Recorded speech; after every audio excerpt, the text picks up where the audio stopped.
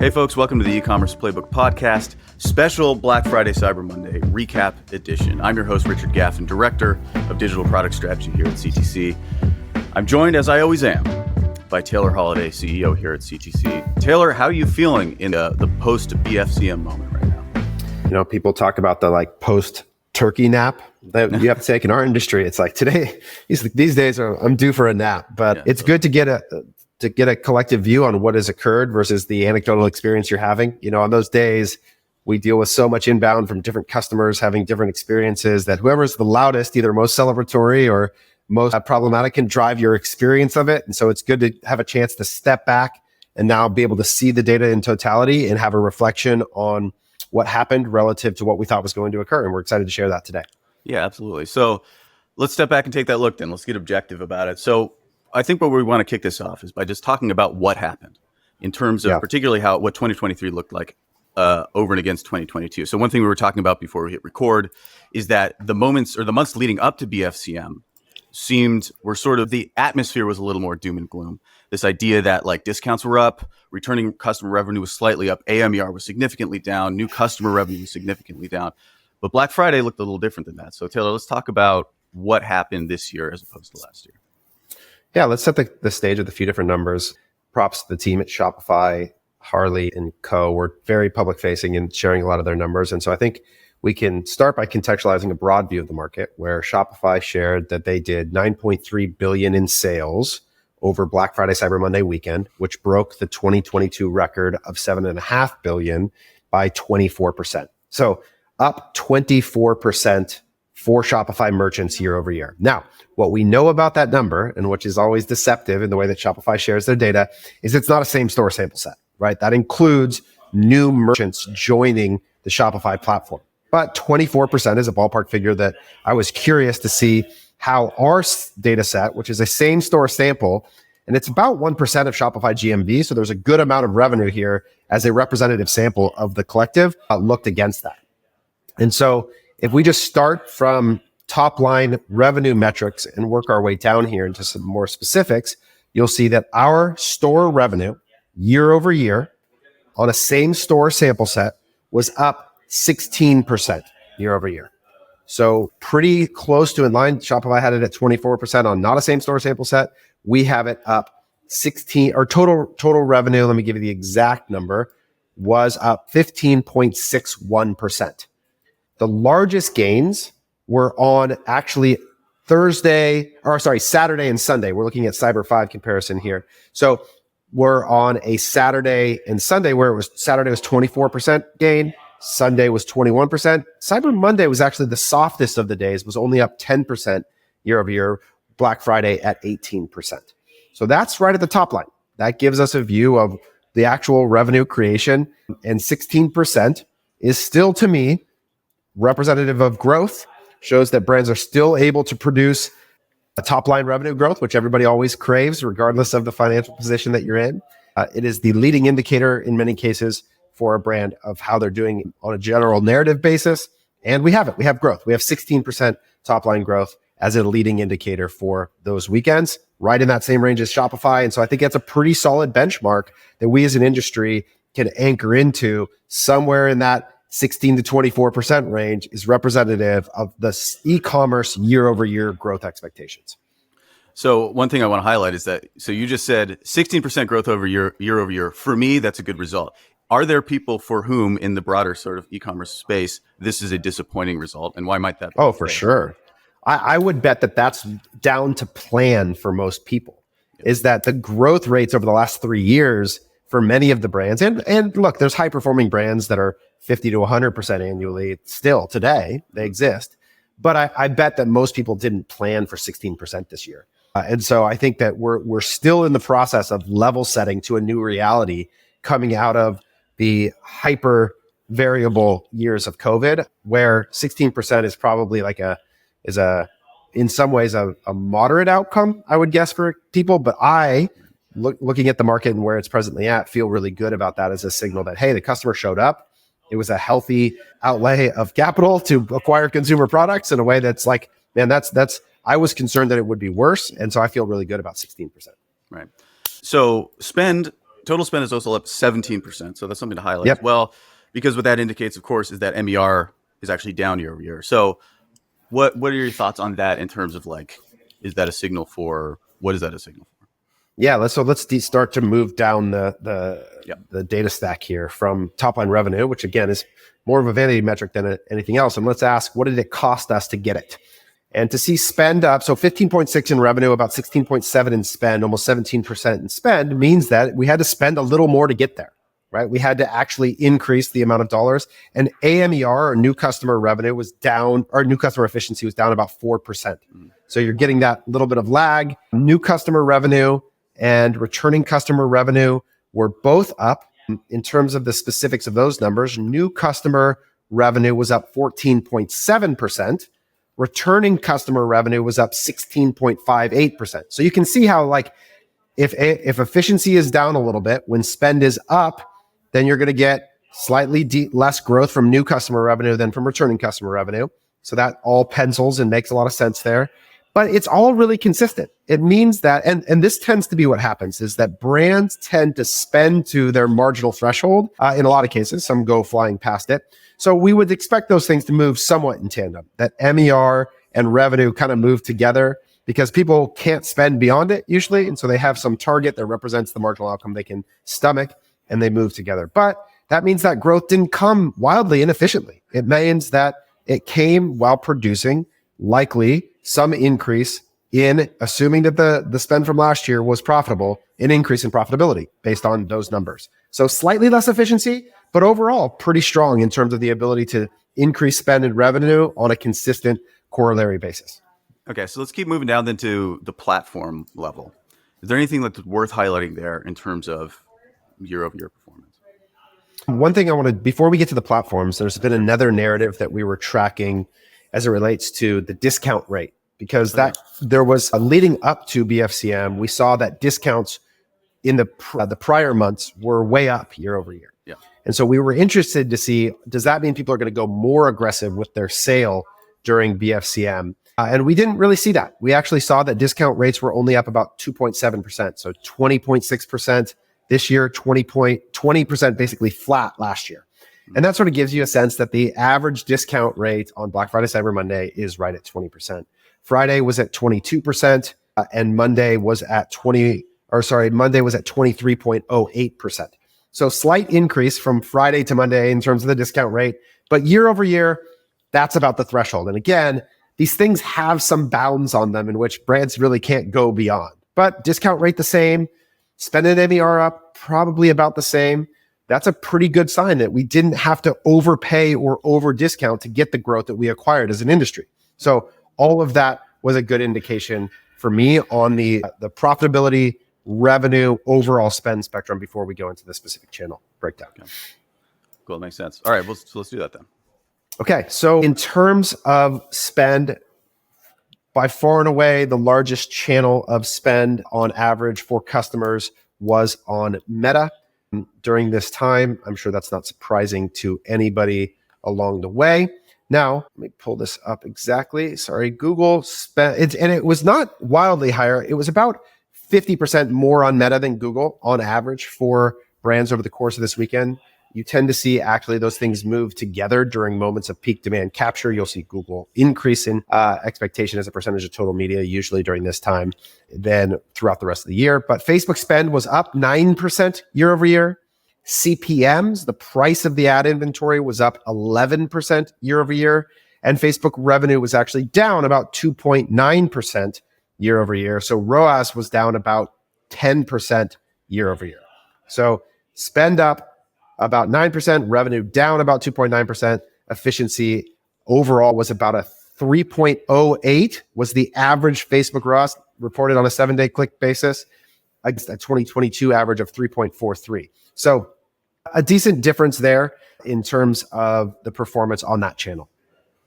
Right. And the story on Google is also similar and are sort of parallels to the general story, which is like an increase in revenue, a decrease more significantly on ROAS. So let's talk about what Google looked like. Yeah, so Google, we see that our ROAS was down about 11.57%, 5.95 versus 6.73.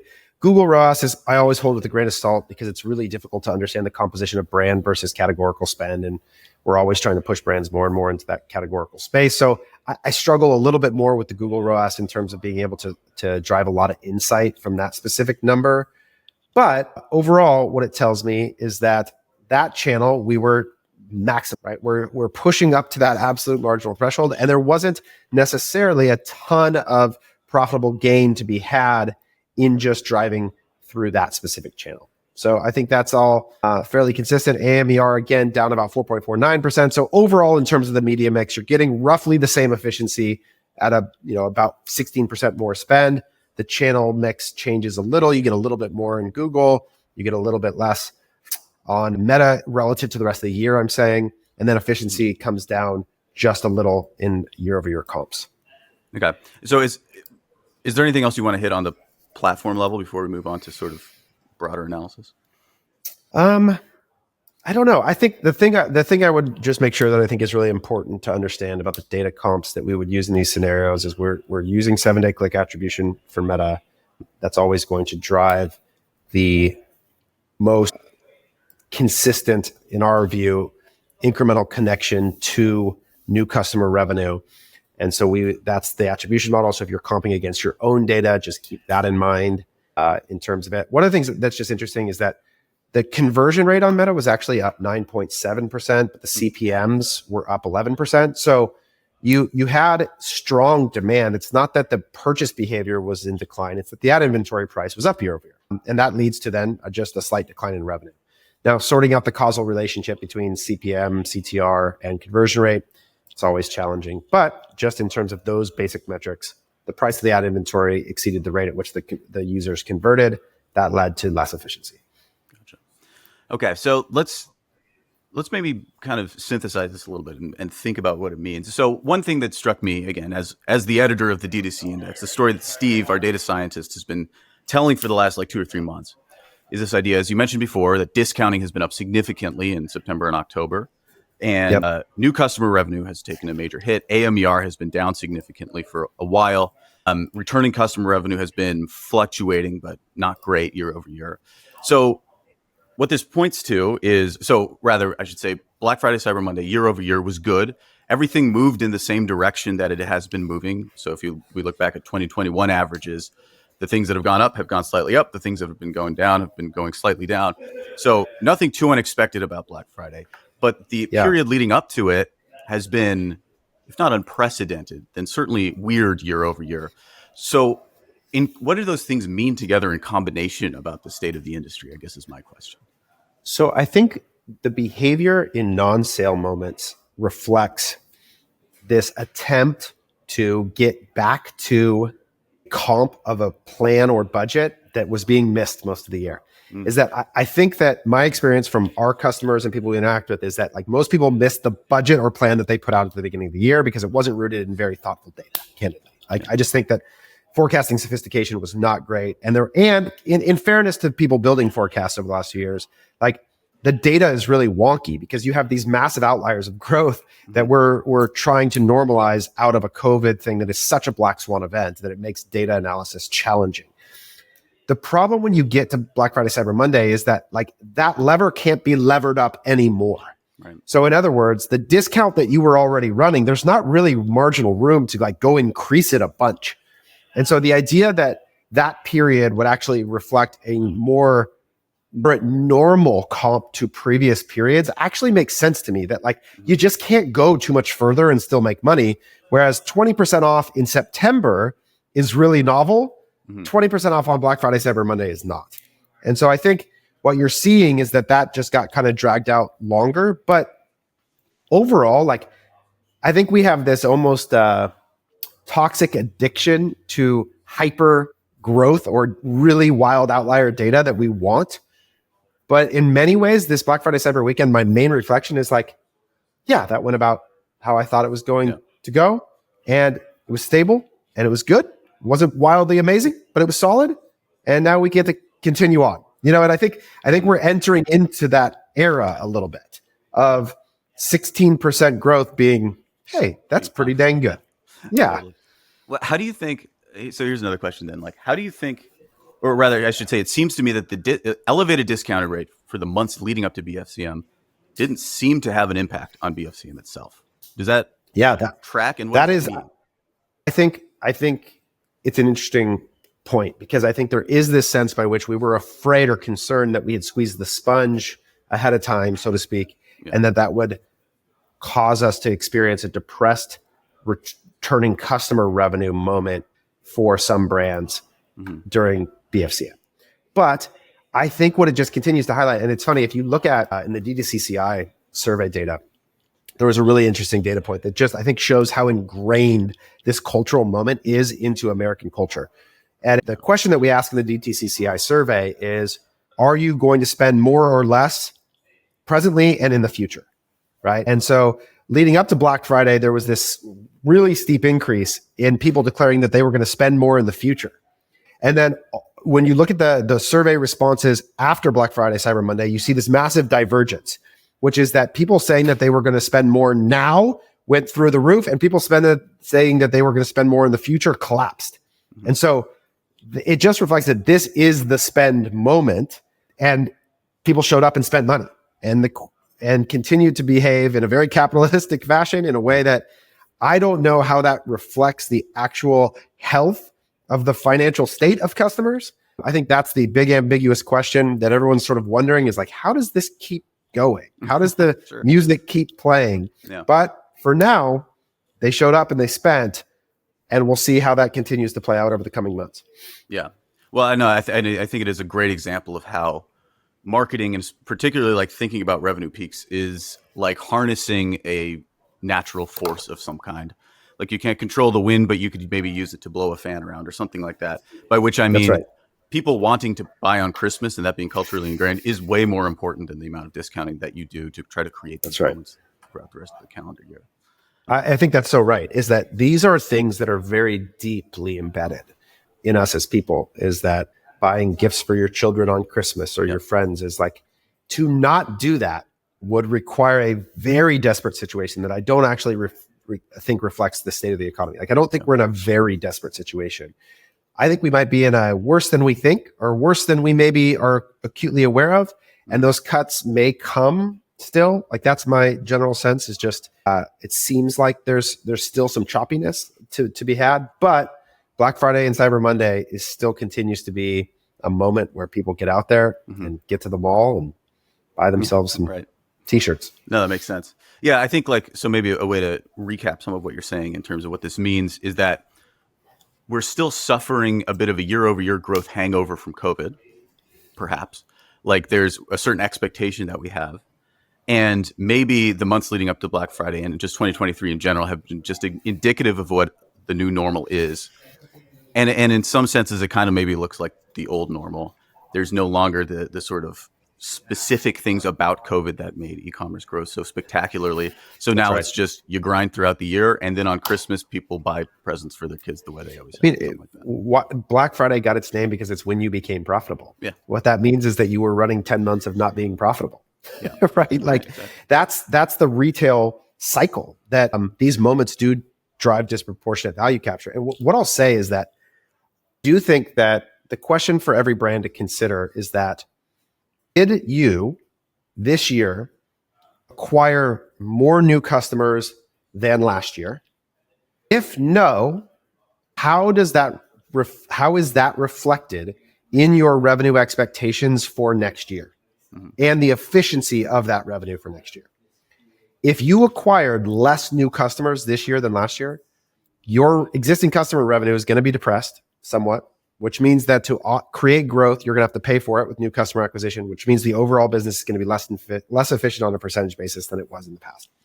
Unless you can somehow create wildly disproportionate new customer acquisition through some really amazing marketing tactics, right? But if you're going to roll out a game plan that is pretty consistent with what you've done as a business historically, as you move out into the customer curve and you get further into the maturity of your business, that new customer acquisition is actually going to degrade in efficiency. And so that's where brands get themselves in sort of this catch-22, where they've spent a bunch of money. This is like a pretty common theme I see. Their new customer acquisition was significantly down year over year.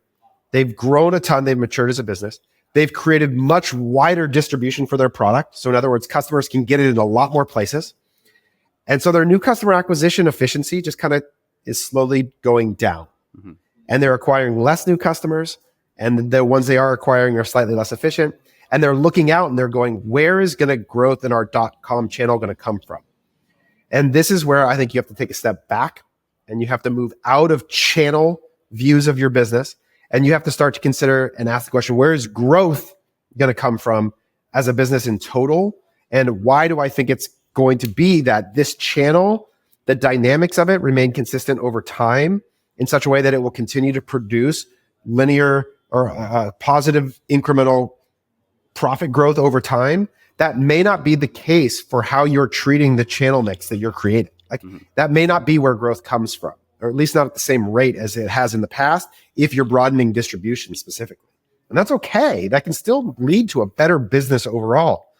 But you just can't look at the channel as if the surrounding context that it exists in is the same all the time. Right. No, that makes sense.